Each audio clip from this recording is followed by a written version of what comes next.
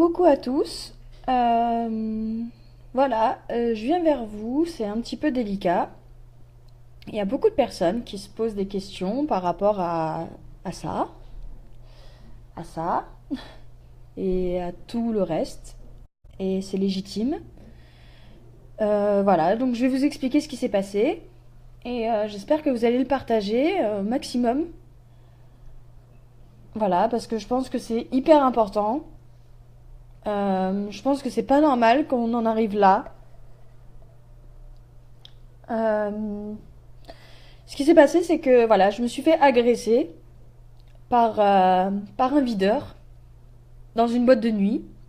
Donc je suis sortie dimanche, donc dans la nuit de samedi à dimanche. Donc c'était le 7 janvier. Et je me suis fait agresser donc par un videur qui m'a simplement tabassé. Voilà. Donc pour l'instant, il y a des dépositions, enfin voilà, des dépositions de plainte, tout ça, ça va être affiché dans Var Matin, il n'y a pas de problème. Il va y avoir une procédure, il va y avoir, comment on dit, dédommagement, probablement, j'espère.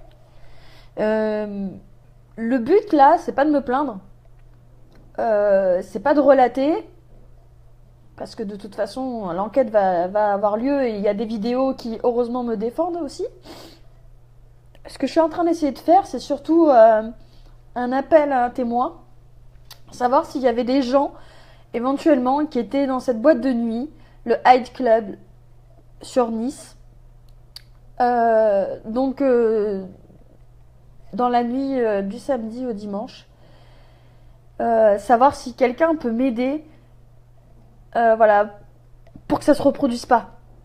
Moi, je suis rentrée en contact avec le gérant, qui n'a pas voulu me donner le nom du videur, qui est totalement en faute.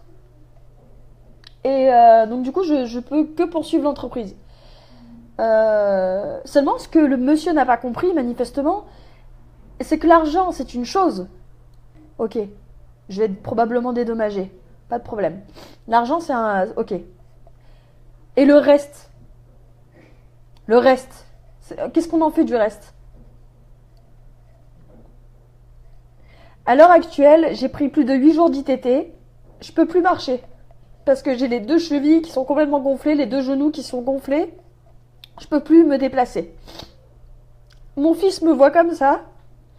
Euh, je voulais simplement fêter mes 26 ans.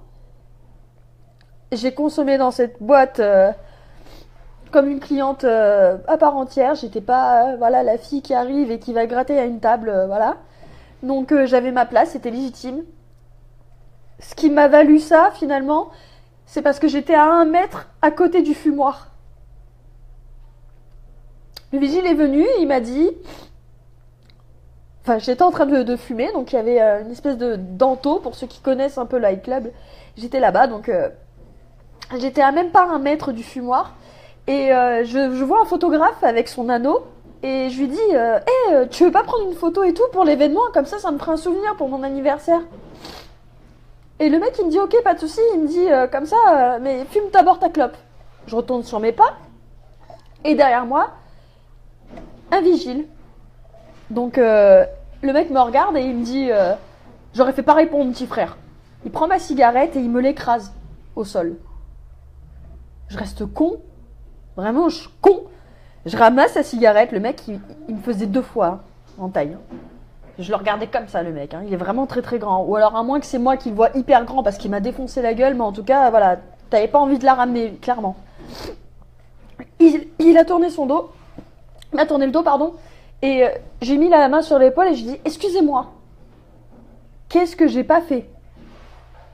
J'ai dit excusez-moi, je l'ai touché. Il m'a défoncé. Là, c'est mon fils que vous entendez derrière. Alors, voilà. Pour vous donner une indication, ça va beaucoup mieux maintenant.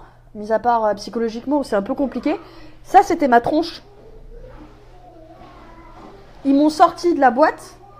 Ils m'ont mis sur le trottoir. Et ils ont même pas appelé les secours. Ok? Ils m'ont laissé comme une merde. Est-ce que c'est normal? Est-ce que c'est normal selon vous? Ça, ce qui m'arrive. Je suis pas une victime, je veux dire, voilà, mais si, là, j'en suis une. Ça, c'est pas normal. C'est pas normal. J'ai les 2 jambes dans des attelles.